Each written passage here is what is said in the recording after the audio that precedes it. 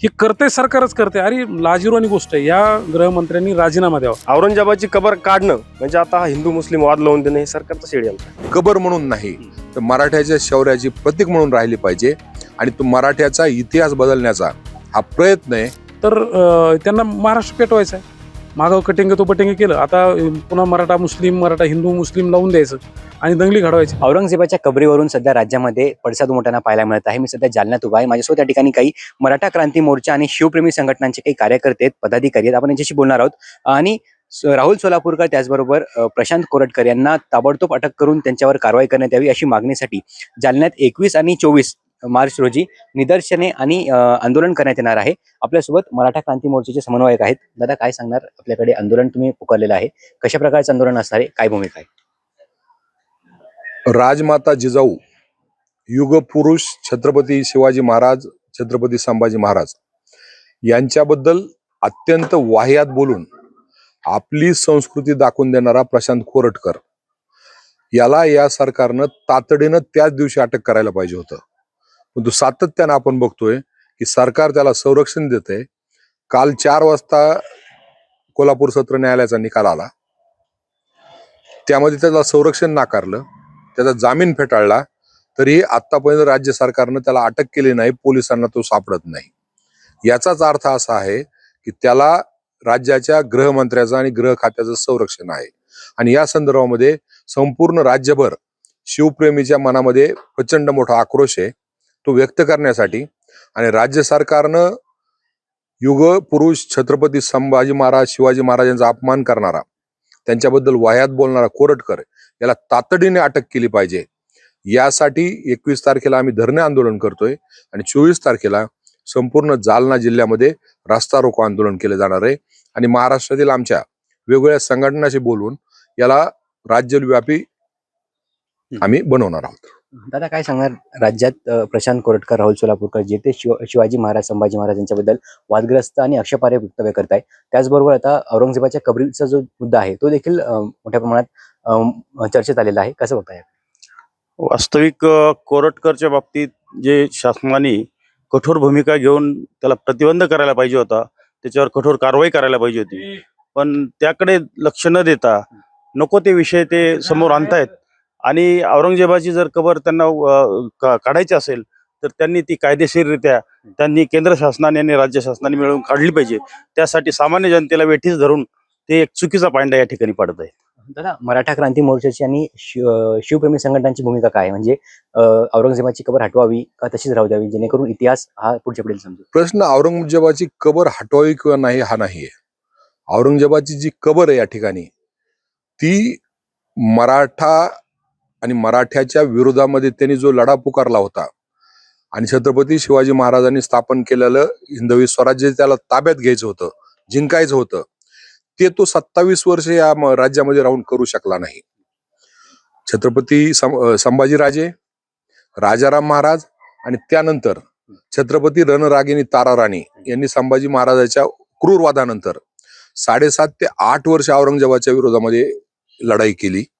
छत्रपती शिवाजी महाराजांनी जिंकलेला एकही किल्ला त्यांनी त्याला जिंकू दिला नाही. त्याला आणि त्याचं राज्य एवढं जर्जर करून टाकलं त्यांनी की त्याला शेवटच्या घटका अहमदनगरमध्ये मोजाव्या लागल्या आणि त्याची कबर ही कुलताबादला झाली. तो दिल्लीमध्ये सुद्धा जाऊ शकला नाही, त्याच्या नातेवाईकामध्ये सुद्धा जाऊ शकला नाही.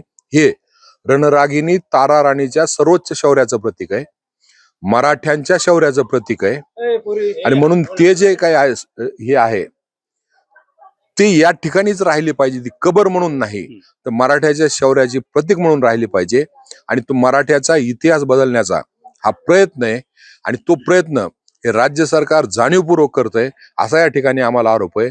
आणि राज्य सरकारला जर ती कबर काढायचीच आहे तर त्यांनी स्वतः येऊन त्या ठिकाणी कुदळ घेऊन ती काढली पाहिजे. किंवा केंद्र सरकारचा जो काही ESI कायदा आहे 1954 त्याच्यामधल्या कलम 35 प्रमाणे राज्य सरकारला आणि केंद्र सरकारला मॉन्युमेंट डिलिस्ट करायचे अधिकार आहेत. त्या पद्धतीने त्यांनी डिलिस्ट केली पाहिजे आणि कायद्याच्या राज्यामध्ये कायदा आणि घटनेप्रमाणेच त्यांनी ते काढलं पाहिजे. परंतु पहिले भाग आणि शेवटची आमची भूमिका अशी आहे की मराठ्याच्या आणि रणरागिणी तारा राणीच्या शौर्याचं प्रतीक ते ठिकाण आहे, म्हणून त्याला ते ठिकून त्यांनी हलवलं नाही पाहिजे. आपण पाहू शकतो या ठिकाणी मराठा क्रांती मोर्चाने स्पष्ट भूमिका केलेली की औरंगजेबाची कबर म्हणजे मराठ्यांचा शौर्याचा आणि त्यांच्या धाडसाचा इतिहास आहे, त्यामुळे त्याला हात लावता कामा नये. दादा काय सांगणार, या ठिकाणी आपण आंदोलन पुकारलेलं आहे, कशा प्रकारचं आंदोलन असणार आहे आणि औरंगजेबाच्या कबरीबद्दल आपली भूमिका काय? आपण बघतो गेल्या अनेक दिवसापासून राज्यामध्ये कोणाचं या ठिकाणी म्हणजे मुख्यमंत्री असेल किंवा राज्य शासन गृहमंत्री असेल यांचं कोणाचं या ठिकाणी वचक राहिलेलं नाही आणि दोन समाजामध्ये दोन धर्मामध्ये तेढ निर्माण करण्याचं काम चालू आहे. त्याचा एक भाग म्हणून जर छत्रपती संभाजी महाराज असतील, छत्रपती शिवाजी महाराज, राष्ट्रमाता जिजाऊ भाऊसाहेब अशा महापुरुषांच्या बद्दल अवमानकारक वक्तव्य करणारे, जसं आपण बघितलं तर नागपूरचा प्रशांत कुरटकर, सोलापूरचा सोलापूरकर अशी यांनी अनेक चुकीची विधानं करून एक समाज भावना त्यांनी दुखावलेल्या आहे. आज आम्ही त्याच्यावर जालना जिल्ह्यामध्ये मराठा क्रांती मोर्चाच्या वतीने गुन्हाही दाखल केला, परंतु कालच जो नागपूरमध्ये कोल्हापूरमध्ये त्याच्यावर जो गुन्हा दाखल झालेला होता आणि न्यायालयामध्ये ज्याने जामीन अर्ज टाकला होता, न्यायालयाने काल त्याचा जामीन अर्ज फेटाळला. पण त्याला ज्यावेळेस एखादा आरोपी जामीन अर्ज फेटाळला जातो तर त्या ठिकाणी त्या आरोपीला तत्काळ त्या ठिकाणी अटक करण्यात यायला पाहिजे होती, परंतु राज्याचे गृहमंत्री तो हस्तक असल्यामुळं सरकार कुठेतरी यांना वाचवण्याचा प्रयत्न करत असं वाटतं? 100%, कारण हा जो कोरटकर आहे हा राज्याच्या गृहमंत्र्याचा हस्तक आहे, तो त्यांचा वसुली अधिकारी आहे नागपूरचा. म्हणून त्याला अटक करण्यासाठी येणाऱ्या 21 तारखेला मराठा क्रांती मोर्चा जालना जिल्ह्याच्या वतीने या ठिकाणी जिल्हाधिकारी कार्यालयासमोर एक भव्य धरणे आंदोलन करणार आहोत. तसेच सोमवारी 24 तारखेला आम्ही जिल्हाभर आणि तसं आमच्या मराठवाड्यामध्ये सर्व जे समन्वयक मराठा क्रांती मोर्चाचे यांच्या संग चर्चा करून एकाच दिवशी या मराठवाड्यामध्ये एक चक्का जाम आंदोलन ठिकाणी करणार आहोत. दादा काय सांगणार, या ठिकाणी औरंगजेबाच्या कबरीचा मुद्दा जो आहे तो सध्या चर्चेत मोठ्या प्रमाणात पाहायला मिळत आहे. त्याचबरोबर राहुल सोलापूरकर, प्रशांत कुरटकर यांच्यावर कारवाईची मागणी तुम्ही वारंवार करताय. आपल्या जालन्यात देखील तुम्ही आंदोलनाची हाक दिलेली, कशा प्रकारचं आंदोलन असतं? हे बघा, कबरीचा विषय हा आताचा आहे, पण त्याच्या अगोदर जो महापुरुषांबद्दल जी व्यक्ती बोलले त्याला अगोदर तर अटक करा, त्याच्यावर देशद्रोहासारखे गुन्हे दाखल करा ना. कबरीचा विषय काय, मग आता कबर काढायची म्हणजे मग तुम्हाला रामाचा आणि रावणाचा जो घडलेला इतिहास आहे, मग ते श्रीलंकेत जाऊन ते काढणार का रावणाचं? जे रावणाचं जे तिथं वास्तव आहे श्रीलंकेमध्ये, त्याचं काय काय असेल ठिकाण त्याचे पाहण्यासारखे, काय त्याचं काय तिथलं, तर ते काढणार का मग ते श्रीलंकेत जाऊन? अहो, महाभारत कौरव नाही तर पांडव नाही, रावण नाही तर रामाचं काय कळलं असतं आपल्याला? रावणाने जर हे सगळ्या गोष्टी केल्या नसत्या तर रामायण काय अर्थ असतं त्या गोष्टीला, किंवा रामायणातून काय मिळालं असतं बघा. मग तुम्ही ह्या सगळ्या गोष्टी बदलणार का? अरे छत्रपती शिवाजी महाराजांनी ज्या अफजल खानाला मारल्याच्या नंतर त्याचा दिवा लावायचा सांगितला, त्याचा तो एक लढाऊ होता, ते मेल्याच्या नंतर वैर संपत, म्हणजे हे महाराजांनी शिकवलं. थोडक्यात मराठा क्रांती मोर्चाची भूमिका म्हणजे अशी आहे की औरंगजेबाची कबर तशीच ठेवावी आपण. बिलकुल, औरंगजेबाच्या कबरीशी काय घेणं देणं आहे? औरंगजेबाची कबर काढणं म्हणजे आता हा हिंदू मुस्लिम वाद लावून देणं हे सरकारचं षडयंत्र आहे. दादा काय सांगणार तुम्ही, औरंगजेबाची कबर काढावी अशी मागणी सर्व स्तरातून राजकीय नेते पदाधिकारी जोर धरत आहेत. मराठा क्रांती मोर्चा आणि तुमची शिवप्रेमी संघटनांची काय भूमिका आहे? मुळामध्ये जो औरंगजेब यानं या राज्यामध्ये म्हणजे छत्रपती शिवाजी महाराज असतील, संभाजी महाराज असतील, यांच्यासोबत जो त्या पद्धतीने वागला तो क्रूर होता. परंतु त्याची समाधी इथं आहे, त्याची समाधी पण त्याचा कोणी नातेवाईक आहे का की जो तिथं दिवाबत्ती करतोय, एखादा उरूस भरवतोय, तिथं काही यात्रा भरते, काही नवस बोलल्या जातात? त्याच्या समाधीचा काही उपद्व्याप नाही, त्याच्या समाधीचा काही उपद्व्यापच नाही. मुळात ज्या गोष्टीचा काही उपद्व्याप नाही, म्हणजे पेशवाई 50 वर्ष होती त्यांनी ती कबर काढली नाही, इंग्रज 100-150 वर्ष होते त्यांनी ती कबर काढली नाही, त्या काळातले हिंदुत्ववादी कुठं होते?